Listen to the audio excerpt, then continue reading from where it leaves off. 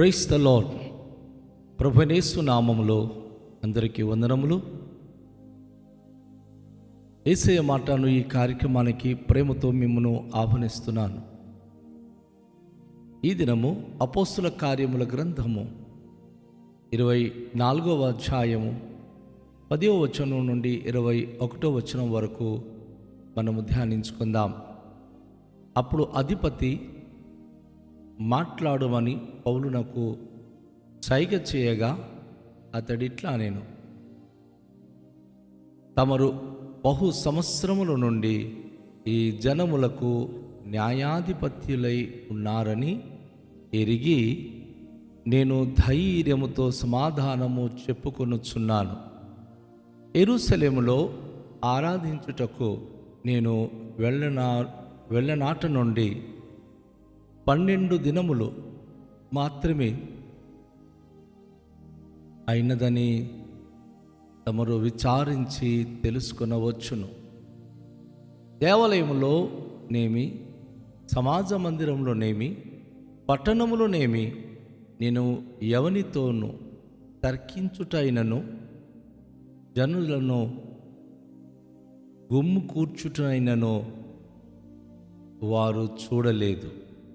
మరియు వారు ఇప్పుడు నా మీద మోపు నేరములను తమరికి రుజువు పరచలేరు. ధర్మశాస్త్రమును ప్రవక్తల గ్రంథమందును వ్రాయబడి ఉన్నవన్నీ నమ్మి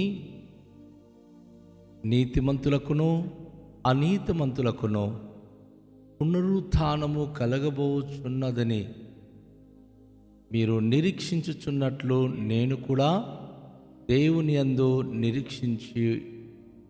నిరీక్షణ ఉంచి వారు మతభేదములని పేరు పెట్టు ఈ మార్గములోని చొప్పున నా పితరుల దేవునిని సేవించుచున్నానని తమరి ఎదుట ఒప్పుకొనుచున్నాను. ఈ విధమున నేనును దేవుని ఎడలను మనుషుల ఎడలను ఎల్లప్పుడూ నా మనస్సాక్షి నిర్దోషమైనదిగా ఉండునట్లు అభ్యాసము చేసుకొనుచున్నాను. కొన్ని సంవత్సరములైన తర్వాత నేను నా స్వజనులకు దాన ద్రవ్యములను కానుకలను అప్పగించుటకు వచ్చి తిని నేను శుద్ధి కొనువాడునై ఇలాగున అప్పగించుతుండగా వారు దేవాలయంలో నన్ను చూచిరి. నేను గుంపు కూర్చి ఉండలేదు, నా వలన అల్లరి కాలేదు. ఆసియా నుండి వచ్చిన కొందరు యూదులు ఉండిరి. నా మీద వారికి ఏమైనా ఉన్నాడేలా వారే తమరి సన్నిధానికి వచ్చి నా మీద నేరము మోపవలసి ఉండెను. లేదా నేను మహాసమ ఎదుట నిలిచి ఉన్నప్పుడు మృతుల పునరుత్థానమును కూర్చి నేను వారి ఎదుట విమర్శించబడుచున్నానని వారి మధ్య నిలువబడి నేను బిగ్గరగా చెప్పిన ఈ ఒక్క మాట విషయమై తప్ప నా యందు మరి ఏ నేరమైనను వీరు కనుగొని ఉంటే వీలైనా చెప్పవచ్చును. ప్రభునందు ప్రియమైన వాళ్ళారా, ఫెలిక్స్ దగ్గర అపోస్తలుడు పౌలు తీర్పు తీర్చబడుతున్నటువంటి సమయం. ఫెలిక్స్ దాదాపుగా 52 నుంచి 59 దాదాపుగా ఒక 7 సంవత్సరాలు ఈయన రోమా ప్రభుత్వంలో గవర్నర్గా ఆయన ఉండి ఆయన రోమా ప్రభుత్వంలో ఆయన అనేక విషయాలు తను విచారించి చూచేవాడు. అపోస్తలుడైన పౌలు సమస్య ఆయన ఎదురుకి వచ్చినప్పుడు సుమారుగా 2 సంవత్సరాలు వాయిదాలేస్తూ అపోస్తలుడైన పౌలుకు ఆయన తీర్పు తీర్చి తనలో తప్పు కనుగొనాలనుకున్నాడు. ఎందుకంటే అక్కడ న్యాయవాది అయినటువంటి దుర్తులు ఆయన కొంతమంది సమాజ మందిరపు అధికారులు వచ్చి పౌలు విరుద్ధంగా ఏవైతే వారు అనేకమైన నేరారోపణ చేశారో అది రుజుపరచాలి, అది ఎంతవరకు వాస్తవమో అని ఫెలిక్స్ తెలుసుకోవడానికి ఇష్టపడ్డాడు. ఇక్కడ ఒక విషయం ఏంటంటే, ఆ న్యాయవాది ఏవైతే ఒక 4 విషయాలు తెలియచేశాడో, ఒకటి,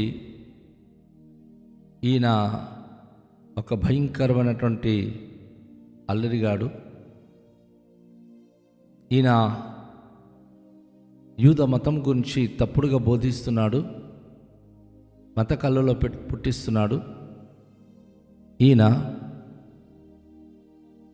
ప్రజలలో గందరగోళం సృష్టించి గుంపులుగా ప్రజల జీవితాల్లో సమస్యలకు కారణమవుతున్నాడు అని ఆయన ఒక అల్లరి ముఖ అని చెప్పి పౌలు విరుద్ధంగా న్యాయవాది వచ్చి అబద్ధంగా ఏవైతే తన మీద నేరారోపణ చేశాడో ఫెలిక్స్ తనకు ఆజ్ఞాపిస్తున్నాడు, ఇప్పుడు నీ సమయం వచ్చింది, నువ్వు మాట్లాడు అని. దేవుని బిడ్డ, చాలాసార్లు మన విరుద్ధంగా అనర్గళంగా చాలామంది మాట్లాడతారు, అనేకమైన నేరారోపణ చేస్తారు. అయితే ఒక మాట మనం గుర్తుంచుకోవాలి, ఆ నేరములన్నీ మన జీవితంలో అది మనము ఖండించాలి అనే అవకాశం వచ్చినప్పుడు ఎవరి మీద మనం తప్పు మోపాల్సిన అవసరం లేదు. అపోస్తలుడైన పౌలు ఇక్కడ చాలా జాగ్రత్తగా ఫెలిక్స్కి చెప్తున్నాడు, అయ్యా, అనేక సంవత్సరాలు మీరు న్యాయపీఠం దగ్గర కూర్చొని అందరికీ మీరు న్యాయం ఇప్పిస్తున్నారు, పరిపాలిస్తున్నారు కనుక నేను ధైర్యం తెచ్చుకొని మీ ఎదుట సమాధానం చెప్పడానికి నేను సిద్ధపడుతున్నాను అని చెప్పి ఆయన తన సమాధానం చెప్పడానికి ఇష్టపడ్డాడు. అయితే ఆయన తన యొక్క ఈ సమస్యలకు ప్రారంభం చెప్తున్నాడు. యెరూషలేములో ఆరాధించడానికి నేను వెళ్ళినప్పుడు సుమారు 12 దినాలు మాత్రమే యెరూషలేము దేవాలయంలో తన యొక్క శుద్ధీకరణ ఆచరణ కొరకు తన క్షౌరం చేయించుకొని అక్కడ దేవుని ఇష్టంలో ఆరాధించి తన అర్పణలు అర్పించడానికి వచ్చానని చెప్పి ఆయన తెలియజేశాడు. 1 వారము దినాలు అక్కడ ఉన్నప్పుడు దేవాలయంలోనేమి, సమాజ మందిరంలోనేమి, పట్టణంలోనేమి ఎవరితో కూడా తర్కించడం కానీ, జనులను గుమ్ము కూర్చడం కానీ ఏ మనిషి చూడలేదు. ఎందుకంటే ఆయన తనకు మ్రొక్కుబడి ఉన్నందున దేవాలయంలోనికి వచ్చి ఆయన క్షౌరము చేయించుకొని దేవుని సన్నిధిలో తను అర్పించాల్సిన అర్పణను అర్పించుకొని వెళ్ళిపోవడానికి వచ్చాడు. అంతేగాని ఎక్కడ కూడాను ఎలాంటి అల్లరితనము, ఎలాంటి సమస్యలు ఆయన పుట్టించడము ఏమీ చేయలేదు. అపోస్తలుడైన పౌలు తన గురించి ఆ విషయాన్ని స్పష్టీకరణ చేస్తూ ఆయన అంటున్నాడు, వారు ఇప్పుడు నా మీద మోపు నేరములను తమరికి రుజువుపరచలేరు. ఫెలిక్స్కి పౌలు చెప్తున్నాడు, వారు ఏవైతే నా మీద నేరారోపణ చేసి ఉన్నారు, అయ్యా, నేను ఈ విషయాలు తప్ప నేను నా మ్రొక్కుబడి చెల్లించడానికి వెళ్ళి కొన్ని దినాలు దేవాలయంలో ఉన్నానే తప్ప నా మీద వారు అభియోగం చేసిన అభియోగానికి రుజువుపరిచేటటువంటి అలాంటి ఏమీ కూడా వారికి లేదు అని ఆయన ధైర్యంగా విషయము తెలియచేస్తున్నాడు. ధర్మశాస్త్రమును ప్రవక్తల గ్రంథములందును వ్రాయబడిన అన్నీ నమ్మి పౌలు ధర్మశాస్త్రంలో ప్రతి విషయాన్ని నమ్ముతున్నాడు, ప్రవక్తల గ్రంథంలోని విషయాలను నమ్ముతున్నాడు. కనుక నీతిమంతులకును అనీతిమంతులకును పునరుత్థానము కలుగబోచున్నదని మీరు నిరీక్షించున్నట్లు నేను కూడా దేవుని యందు నిరీక్షించి, వారు మతభేదమని పేరు పెట్టి ఈ మార్గము చొప్పున నా పితరుల దేవునిని సేవించుచున్నానని తమరి ఎదుట ఒప్పుకొనుచున్నాను. ఏదైతే ఈ అంతమంది నా మీద నేరం మోపుతున్నారో ఆ నేరమును ఈరోజు నేను మీ ఎదుట చెప్పుకుంటూ, ఇదే నేను చేసిన పని. ఈ విధమున నేనును దేవుని ఎదుటను మనుషుల ఎదుటను ఎల్లప్పుడూ నా మనస్సాక్షి నిర్దోషమైనదిగా ఉండునట్లు అభ్యాసము చేసుకొనుచున్నాను. క్రైస్తవ విశ్వాసులకు ఇది చాలా అవసరం. ఎవరో నేరారోపణ చేశారు కాబట్టి మనం ఏదో చేసేస్తాం, వాళ్ళు అనుకున్నట్టుగా జీవిస్తామనడం చాలా తప్పు. మన మనస్సాక్షి నిర్దోషమైనదిగా ఉన్నట్లుగా దేవుని వాక్యమును బట్టి మనము అభ్యసిస్తూ ముందుకు వెళ్ళాలి. పౌలు అంటున్నాడు, కొన్ని సంవత్సరాలైన తర్వాత నేను నా స్వజనుల దాన ద్రవ్యమును కానుకలను అప్పగించుటకు వచ్చి తిని, చాలా రోజులు నేను బయట ఉంటిని, కానీ ఇప్పుడు నేను అన్నీ కూడా దేవుని ఎదుట అర్పించడానికి వచ్చాను. నేను శుద్ధి చేసుకున్న వాడును ఇలాగూ అప్పగించుతుండగా వారు దేవాలయంలో నన్ను చూచిరి. నేను గుంపు కూర్చి ఉండలేదు, నా వలన అల్లరి కాలేదు. ఆసియా నుండి వచ్చిన కొందరు యూదులు మాత్రం నాతో ఉన్నారు. ఆయన తను ఏం జరిగిందో ఒప్పుకుంటున్నాడు. నా మీద వారికి ఏమైనా ఉన్నాడలా వారే తమరి సన్నిధి వచ్చి నా మీద నేరము మోపవలసి ఉండెను. వారికి నాకు ఏ విరుద్ధము లేదు, జరిగిన వాస్తవాలు ఇది అని చెప్పి అపోస్తలుడైన పౌలు దానిని తెలియచేస్తూ ఒక మాట అంటున్నాడు. ఏదైనా ఉంటే వారు వచ్చి మీతో చెప్పవచ్చు, లేదా సెనడ్రిన్ అనే మహాసభ ఉంది, వారి ఎదుట నేను నిలిచినప్పుడు మృతుల పునరుత్థానం గురించి నేను వారి ఎదుట విమర్శింపబడుతున్నానని వారి మధ్య నిలబడి నేను బిగ్గరగా చెప్పిన ఈ ఒక్క మాట విషయమై తప్ప నా యందు మరి ఏ నేరమైనను వీరు కనుగొని ఉంటే వీలైనా చెప్పవచ్చున. నేను మృతుల పునరుత్థానము, చనిపోయి లేచిన యేసును గురించి నేను సూచిస్తూ, విశ్వసించిన ప్రతి ఒక్కరు చనిపోయినను తిరిగి లేస్తాడని చెప్పి నేను చెప్పిన మాటను బట్టి అది నేరంగా ఎంచబడితే ఆ విషయం వారు చెప్పనివ్వండి.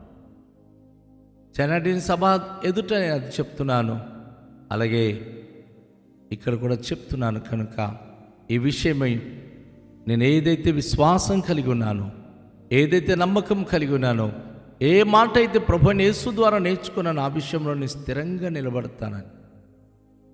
నా ప్రియ సోదరి సహోదరుడా, యేసయ్య చెప్పిన మాటలను మన హృదయంలో స్థిరపరచుకున్నట్లు, ఆయన చెప్పిన వాక్య ప్రకారంగా మనం జీవిస్తున్నట్లయితే ఏ విషయంలో మనం కృంగిపోక్కర్లేదు.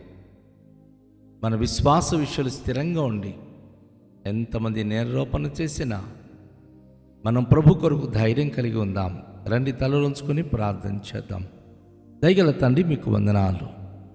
అపోస్తలుడు పౌలు తను ఎంతమంది నేరారోపణ చేసినా సత్యానికి సంబంధులై సత్యమును గురించి సాక్ష్యం చెప్పి స్థిరంగా జీవించినట్లుగా మేమును స్థిరత్వం కలిగి మీ ఘననామానికి మహిమకరంగా జీవించే భాగ్యము దయచేయండి.